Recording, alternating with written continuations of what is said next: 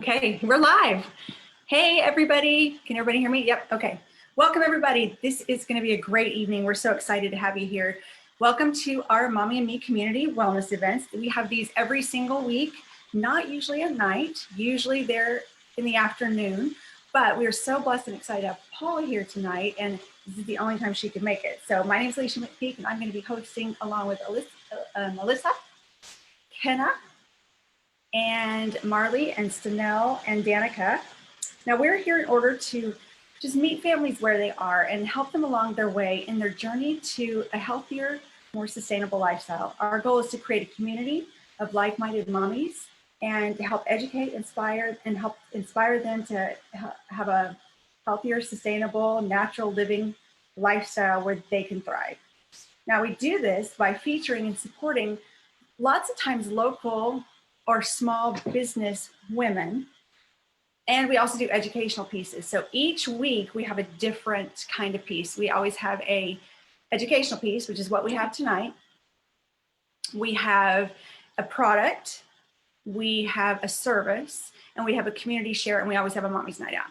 And tonight we're featuring Paula Snow. Now, let me just give you a little bit of background about Paula. Paula is actually a teacher and a homeschool mom, and I'll let her give you her story, but I think she's the absolute perfect person to share both sides of this story. Here we are having to decide, are we gonna homeschool? Are we gonna go ahead and go with the distance learning?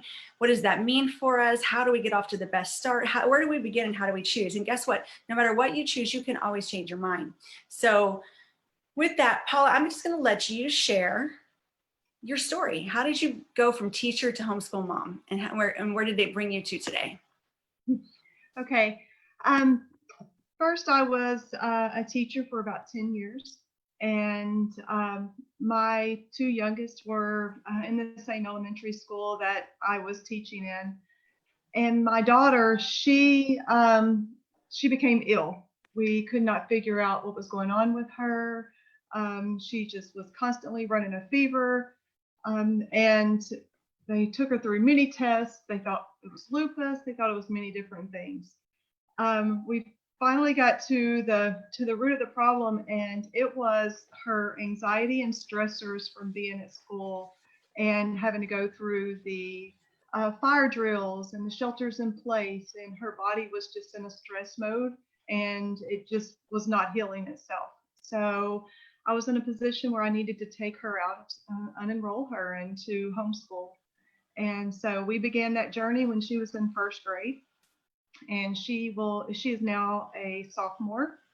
And I started back teaching last year. So she's still homeschooling from home, and she is also now doing dual credit with Lone Star this year. So that is where we are. So you know what, I bet a lot of people can relate to that story. I think probably almost every mom has had a kid in school that wasn't thriving in school for one reason or another, you know, and I never thought about it being from a stress perspective, but it certainly could be. So before we go further, I just want to say hi to everybody on Facebook as well. Welcome, guys. I'm so excited that you joined us here with Paula tonight. You're going to learn a lot and you're going to get inspired. So if you're on Facebook Live, please say hello, and we don't know you're there if you don't say hello. And we have a couple of good books to give away tonight, so we want to make sure that you have an opportunity to be a part of that drawing. And same thing here on Zoom Live. If you guys don't mind just saying hello and who invited you, that would be amazing too.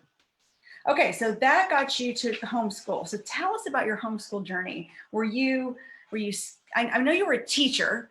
Did you come into homeschooling with the idea that it was going to be like teaching, like school? Oh yeah, absolutely. I came in and I was like, okay, we are going to have a schedule. We are going to sit at our little desk in our schoolroom, and it is going to be just like school. Well, that was completely wrong. I learned that very quick, and so I had to make a lot of adjustments. I had a lot of learning to do because it is not like public school, not like teaching in a schoolroom. So my kids taught me a lot. We learned to learn in different ways. So they learned to. Go ahead. So I'm thinking of the kind of common things and what people think of when they start homeschooling. So one is everybody's gonna have their little desk or their little space, and we're gonna start school at 8 o'clock, and we're gonna have lunch at 12, and we're gonna finish at 3, and maybe we'll spend 10 minutes outside, and everybody's gonna do their work, and everybody's gonna behave, and it's gonna be really great. And we're gonna have amazing days every day, and everybody's gonna be happy and stuff like that. Pretty close? Any of you homeschool moms out there relate? That's what you think it's going to be like. So what's it really like? So what it's really like is that my students, see, there I go, my kids, I learn to enjoy them. I learn to let them kind of lead me into their learning styles. They learn to count in the garden. They learn to measure in our garden by counting onions and, you know, multiplying rows and just things like that. We learned outside a lot. So they were really my guide into how we were going to learn. That is fabulous. Okay, but that's definitely not what you think it's going to look like. But when you decide that it's okay for things to be this way, how does that change your relationship with your children, your relationship with your schooling? How does that change everything? Well, so whenever I was in the mindset of we are going to have this strict way of doing things, there was a lot of tension in the house. I was not enjoying them. They were not enjoying me. There was a lot of tears. And once I learned to let go, to kind of loosen up and just let us just enjoy being with each other and learning together, it really freed all of us up to just, and be ourselves and to enjoy and not dread each and every day. Right. Because it could be a really disastrous experience too. Yes, absolutely. We have had many tears. Yeah. And I have, cried by myself in my closet many times thinking, I am not enough. I'm a teacher, but yet this is totally different. And it was definitely a learning process. So speaking of, you said you're not enough. I think one of the number one fears that people who are thinking about moms who are thinking about homeschooling, one of their biggest fears is that they don't know enough. They can't do it. They're not equipped. They're not trained. They're not enough. Right. Yeah. And even as a teacher, even as a seasoned teacher, I felt that way. But there's so many resources out there, and you have to realize that you are the perfect person to know what your child needs to learn. And, you have to realize that your child or one of your children, college may not be in their cards. It's not in everyone's cards. And that was one of my downfalls, was that I was like, we are all going to sit here and learn, and we are all going to college. Everybody's going to college. And that's just not the way it is. And I just had to learn to accept that. So that's a really good point. And like you said, I think a mom is the most equipped to see that. I definitely had 3 daughters who had 3 very different ways of educating, schooling, and 3 different paths, completely different paths. And I think that probably homeschooling helps you start thinking a little bit differently, or it definitely can. That not everybody fits into one kind of box necessarily, and that, like you said, that there might be a different path for different children long term. I definitely think that homeschooling helps you with that. Okay, so let's talk about and guys, feel free to pop any questions in the chats, either chat. I'm going to try to watch both of them here. And if you're on Facebook, definitely say hello to us, because we want to definitely put you guys in the drawing, and say hello on Zoom too. We just want you guys to get the information that you need. We are going to talk about distance learning as well, but we're going to start this conversation with homeschooling, because I know personally a lot of moms who had this choice. Am I going to homeschool, or am I going to do the distance learning route? And they're going to be very different, right, Paula? Yes, they are going to be very different. Yeah. Very different. So I really want you guys to be able to see the homeschooling side of things, and see that as an option and a possibility. And then we'll talk about how to get off to a good start with distance learning as well. But we definitely want to get your questions answered. So let's talk the basics. You talked about in the garden, you're counting in the garden, and you're adding and you're subtracting and you're measuring in the kitchen. What about curriculum? Is curriculum really, really important? Do you need it as a guide? What should you do if you feel like, I just don't know if I'm teaching them everything they need to know? I went through, I cannot even tell you the amount of money that I have spent on different curriculums. I had, I just pulled from different resources for a time. And then I went to a box curriculum, and then I went to a Becca. So there are different things that you can do. There's a wide range of money that you're going to spend, from free all the way up to, thousands of dollars, a year to get credited curriculums for your student, your kid. And what, so how would you suggest that these moms who are considering homeschooling, like we're supposed to be starting school right now, and then what should they do? Like, I know yeah, it's like it's down crunch time, and you're like, I have to get started. So you just really have to examine yourself, and you have to decide: do you, want something that is laid out for you, for for your child to know, and for you to know every day what they're going to do?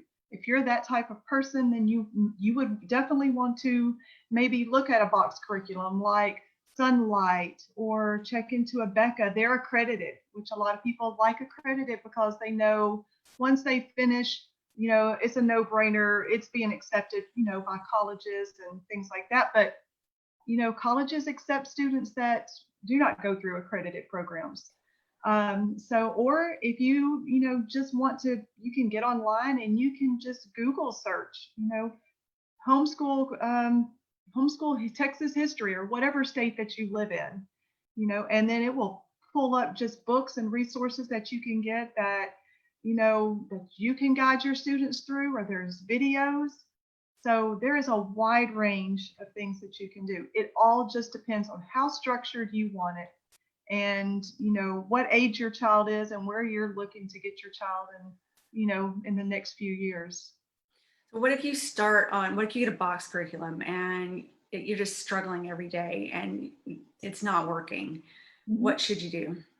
Well, I did that, spend hundreds of dollars on a box curriculum. And, it's so exciting to get all of those boxes. Yeah. You go outside, Amazon has dropped off all of the boxes, and you get them in and you're undoing everything. And you're like, oh my goodness, there is so much here. What do I do with it? And that's how I felt. It was overwhelming to me. We stopped it halfway through the year, and I just grabbed something simple. We watched Texas history videos on YouTube, and we would take a subject and just learn about different things every day. So, I let my kids choose. What are you interested in? What are we going to learn today? And they go, oh, we really like, this or this. Okay, well, let's look and see what we can find on that. And we research it, and we teach writing through it. And, that's just how we approached it for a long time. Well, pretty much for the rest of our homeschool years. Yeah. And that's when you start relaxing and really enjoying your kids and enjoying homeschooling. I've seen moms where one of their kids just loves snakes, and they build everything off of snakes. Or, it does there are some tighter things that you need to make sure you cover, like when you get into high school. But Right. As long as you're covering those subjects, you can do it any way you want to. We literally would watch like dramatic history movies about ancient Rome, and we built this whole curriculum around ancient Rome. And I mean, I enjoyed it a lot. I don't know if all my girls are on here, they could say if they did or not, but that's the other thing. We don't feel like we're equipped, but we learn as we go.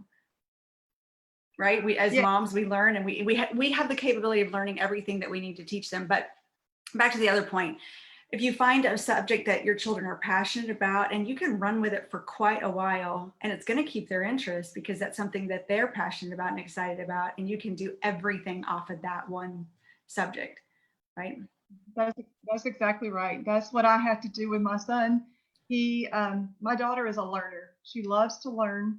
And I know that she will get her work done no matter what. But my son takes a lot of motivating. So I had to go a different route with him, and I just have to figure what really piques his interest, and then how can I, basically how do I do homeschooling around him? I couldn't govern that. I had to let him be the one to do that because he was so different. It's totally different learning style than she is. So yes. Okay. Okay, so we're gonna, with that, kind of switch gears, but I want you guys that are out there, I know you guys probably have questions. Before we go to the next subject, actually, do you mind covering the Homeschool Coalition stuff? Oh, yes. So it's thsc.org. It's the Texas Homeschool Coalition. And they're advocates for homeschooling parents, for homeschooling families. And really right now with everyone pretty much homeschooling, people may not be as interested in joining the THSC, but they have a world of information on their website that you can get without joining. They're about $120 a year to join. But if you ever have a legal problem around homeschooling and you are a member, they will go to bat for you. They're an awesome resource to have in your toolkit. And I know everybody is homeschooling, but we are really blessed because we're in the state of Texas and it's pretty easy to homeschool here. But there are people who live in states with much stricter requirements that they have to meet. When that's the case, for sure, I feel like you would definitely want to be in some kind of coalition. What about homeschool groups? I don't even know, what are people doing with homeschool groups? Are they meeting? Are they doing things online? Does anybody know what's happening with homeschool groups? Do you recommend them? What's your thoughts? Yeah, we used to be part of a homeschool co-op. Okay. And we would go there about one day a week, and they had all the subjects there. So there was a different teacher for every subject. We had field trip days, and I absolutely do recommend a co-op or joining a group that gets together to do field trips or activities for the children, because that it gets your kid out of the house and gets them around other homeschool children that have the same schedules, and things kind of look the same. But we really did enjoy our co-op, and it's another great resource. It's had all those homeschool moms that you can really gain information from, and you can lean on, and just have a group of someone that you can just cry, shoulder to cry on, because they're all going through the same things. So yeah. And I know there are still homeschool groups that are co-ops that are still meeting, because we have some that are still meeting here. Okay, that is good to know, because I wasn't quite sure about that. Okay, so let's switch gears. Everybody's technically homeschooling, but distance learning is not homeschooling. So it does look different. Let's say somebody starts down the distance learning path and they're fighting with their kids every day, and it's just really difficult, and they can't get them to do work, and they can't get them to sit still for the amount of time that they need to. Would it be advisable to throw out distance learning and jump into homeschooling and try that instead? It's kind of hard for me to say. I don't want to answer that with a yes or no, because you have to really sit and examine, what does it look like for your family? Is your relationship with your child suffering because you are fighting them?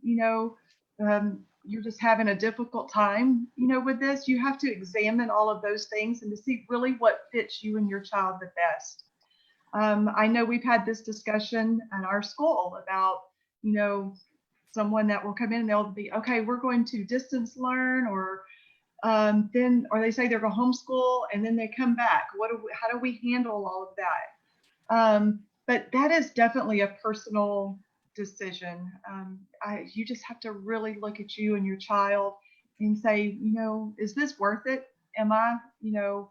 Is this worth all of the tears, and and what does it look like for us in the next year? So if you homeschool and you want to switch back to public school next year, what does that look like? And am I in this for the long haul? So yeah. But it could be done, right? So if somebody wanted to change directions, they could do it. It absolutely can be done. And if you are, distance learning or in public school and you want to switch to homeschool, on that Texas Homeschool Coalition, they give you a form that you fill out. You send that to your school.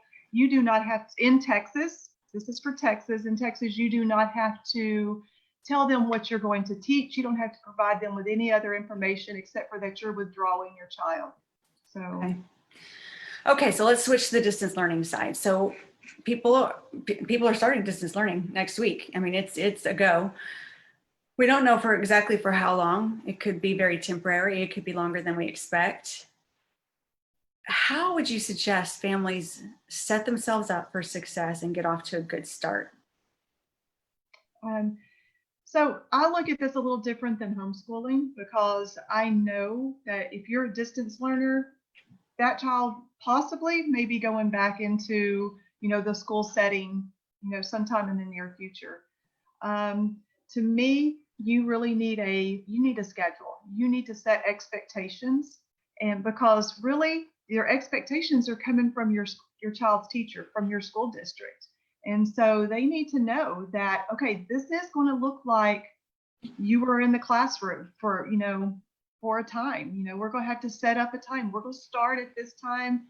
Maybe, what do you want to do first? Do you want to do math first? Do you want to do, kind of maybe let them have some say in it, because then they feel like they're, that it's some ownership to their learning. And set up a time. Say, we're going to start at 9 o'clock. We're going to do this. We're going to take a break. But definitely do not have that child sitting in their chair for 2 to 3 hours, because you're going to get tears. Yeah, you're going to be crying for sure. That's right. Exactly right. So definitely a little bit more structure than the homeschool from my point of view, because if they are transitioning back into public school, you're going to want them to have, maintain that structure. But you could possibly say, what do you want to do first? Do you want to sit over here? Do you want to sit over there? Do you want to eat breakfast now? I'm just guessing some ideas to help break up and navigate the day. So like you said, feel like they have a little ownership and a little control. Yes. But still get that work done. But still get the work done, yeah, because it's definitely going to be different for the students. And I know from March to May what it looked like for distance learning, just from the perspective of my school district, to what it looks like now. It is a lot different, and it is there's more expectations, and the kids are going to definitely have to have some structure, but they do, I believe, work better if they have a little say in what they're going to do. Okay, that sounds like really good advice. Okay, so I want to hear from you guys. Let's see, I'm just going to read some of the messages, but please, if you guys have questions, you're going to get much more out of this if you get your questions answered. So I'm just going to read some of the chat here, though. Marley said her first year homeschooling went so bad because about wrong expectations that her mom put her back in school, but we went back to it later. And this is a homeschool mom of, I think, 6. I can't remember, Marley, if you have 6 brothers and sisters. I think there's 7 of them total. So, but I'm sure Marley could probably speak to the fact that it looked very different for all of them. So, and Hannah said there's some group meetings, others have canceled all their meetups. Oh, wow. Miranda said, I was worried about my 5-year-old having to be in front of the computer all day through distance learning, so they opted for homeschooling. That makes sense. Mm-hmm. And then Alyssa got a hold of the curriculum. She says on here, they're expected to be on the computer all day, even with electives and PE. What does that look like for these kids? I sent the image in the chat. I don't know how to show for people on Facebook. I can post it later. We can post it on Facebook, yeah. But yeah, they're literally expected to be on the computer. At least this is Klein ISD. I have been told from a couple different friends that Conroe ISD is doing it completely different. But Klein ISD is saying that they're going to have kids meeting at the same time. So my mom, for example, is a Klein ISD teacher. She teaches middle school. And so all of her first period will be expected to be in a Zoom meeting at 8:45 or whatever time, first period starts. And then her second period will meet, and then her third period will meet. And so she has to be logged into her computer from 8:30 to 4 p.m., just like if she was at regular school. Conroe ISD is doing it differently, where they're just all the teachers are sending out their videos in the morning, and the students are able to go more at their own pace. And I think Willis is doing it more like that too. Is that right, Paula? Yeah. At least for the elementary that I know. Okay. Yeah. Okay. Interesting. So, all right, I just want to encourage you guys, if you'd like to be included in the giveaways today, please say hello. But also ask any questions that you'd like. I'm getting the giveaway set up. So also, if you're on Facebook, we don't know you're there unless you say hi. So we would love to know who all is there. And I'm going to get the giveaway set up while we're waiting for some questions. Feel free, Paula, if you have more things that you'd like to say that you haven't shared yet, and keep an eye on the chat. Well, Go ahead. There's also online public schools. So, if parents are not comfortable with purchasing a homeschool curriculum and setting all of that up, there are online public schools. There's K-12 and Texas Connections. The one thing I do know about those is that if you were not enrolled in a public school in the prior, the year prior, then you will not be accepted into a online public school. So you have to have been enrolled in public school the year before. Oh, but those are options as well. Okay. All right. Any other questions? Go for just it, real Marley. quick, I was going to follow up on what Paula was saying. So yes, I'm the oldest of 6, and I went to a private school for the first few years.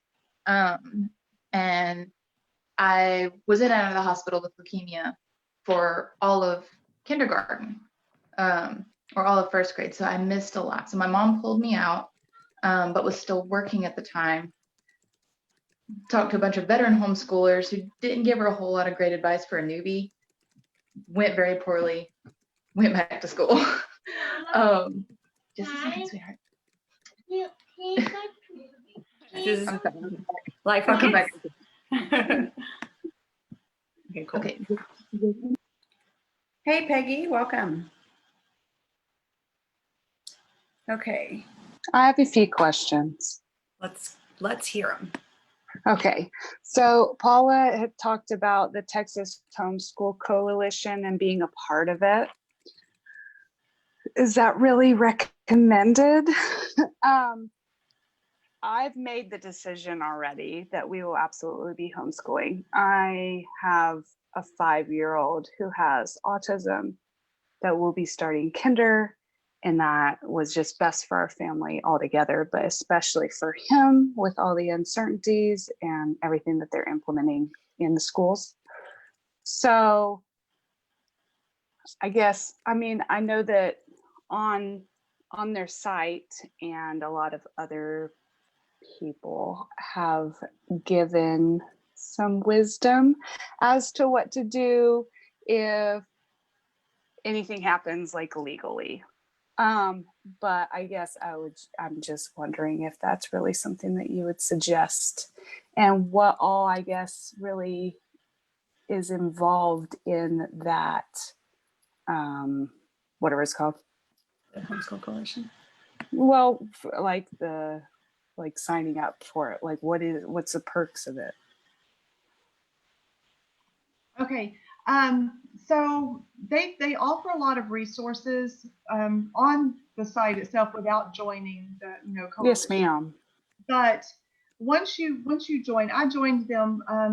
I guess for the first 3-4 years, I had joined because I was so nervous after reading so many stories about CPS coming to homeschoolers' doors, and people turning in, homeschoolers for, they were outside at 12 o'clock and they were not in, learning. And that really scared me at first because, this has been, 14 years ago that I started homeschooling. So I did join them for a while. And I think that, for you, maybe because, your, like you said, your son, because people I'm sorry, I don't know, mean to say this in a bad way, but they're busybodies, Mhm. and they will sit there. If we're in the store, they'll go, oh, why are you not at school today? And that things like that would stress me out. And so I was like, oh no, what do I have in my back pocket? Who do I have to help protect me? And so that is exactly why I joined them during that time. But now, where everybody is homeschooling pretty much, or per se, everyone is home. I don't know how much of of an issue that is at this time, in this, year, of people turning people in for homeschooling, or what they suspect is going on in the house with the child not ever leaving or whatever. So, that would be a personal decision as to what is your comfort level with that. Okay, that's it. You tied it up. That's exactly what I was going to say. It's a comfort level. Yeah. And the more Okay. support you have, the more comfortable you're going to be, I feel like. So definitely reach out and get support from people. Yeah. All right. Any other questions? Not a whole lot of questions. I'm really surprised.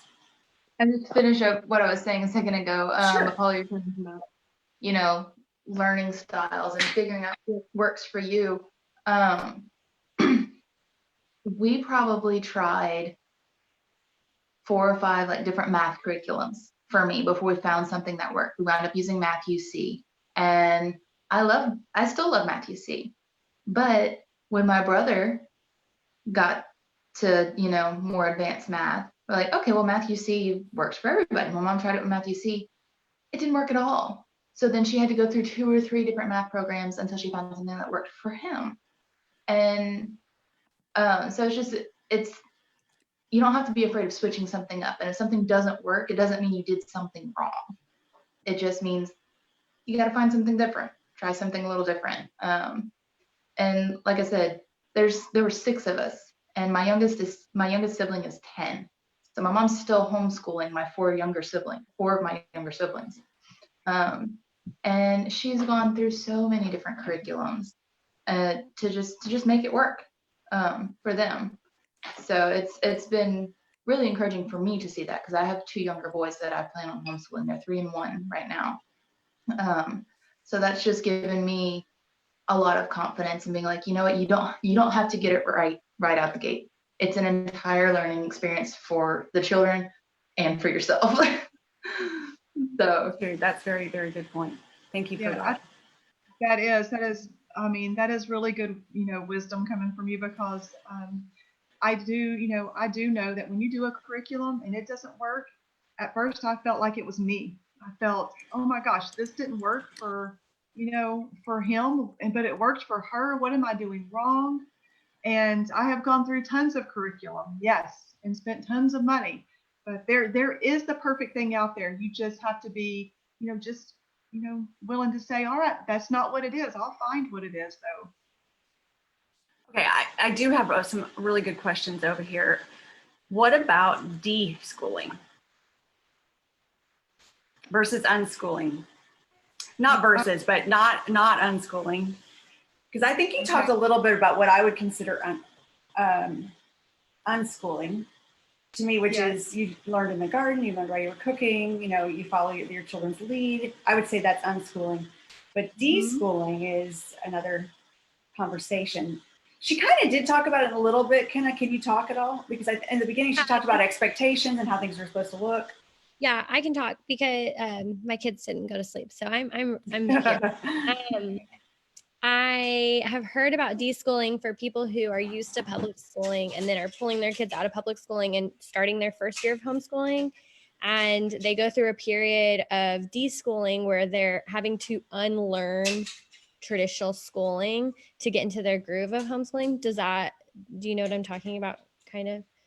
I'm sorry, I am not familiar with deschooling, because when I pulled my children out, they were in kindergarten and first grade. So probably not so hard to transition. Exactly, that transition wasn't there. So there's a post I found, and I can share it on the event page. I just didn't know if you had anything to talk about with it. Okay. I am very sorry. No, I do not, because I am not that familiar with it. Does anybody else have any conversation to add to that? Okay.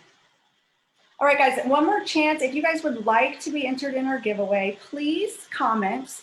If you're on Facebook, we don't know you're there unless you say hi, and we'd really like to say hi back. And we'd like to connect you on the event page, because that's where we're going to have resources, more resources after the call tonight. We'll have some articles and some other resources. Plus, like Danielle, I see you had a mom who said, hey, there's this going on tonight. If you win this drawing here in a few minutes, I don't know how to get a hold of you. So the easiest thing to do is have you on the event page, or know who invited you. So, oh, Marley, you know Danielle, yes?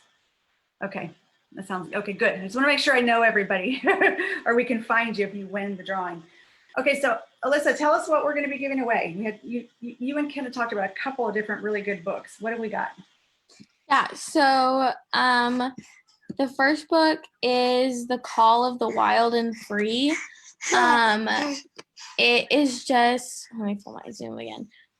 It's just about like the concept of letting your kids learn in the way that they learn best. It's on both Kenna and I's like #1 next read list currently.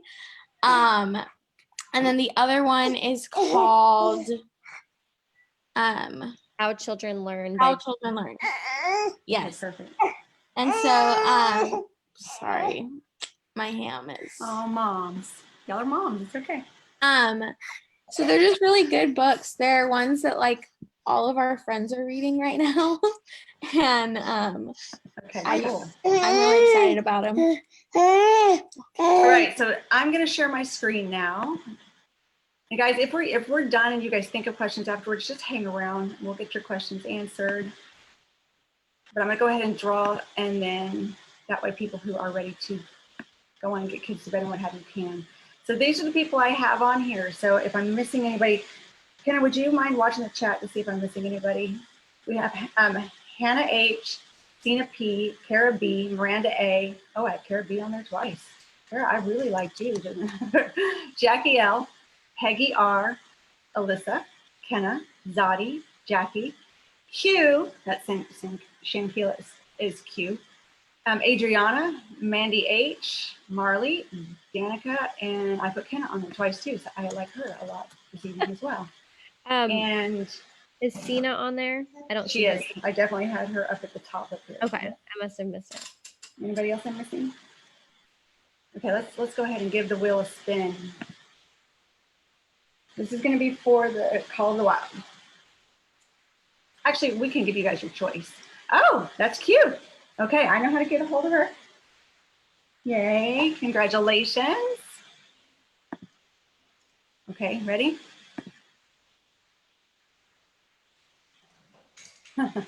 Johan's gonna win. And it's gonna be Zadi. I thought it was gonna be you, Kenna. Congratulations, Zadi. Yay, okay.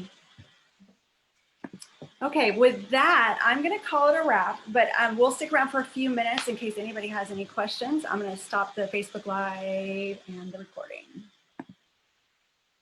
Oh, we didn't record it. I'm going to stop. I guess I'll stop the Facebook Live.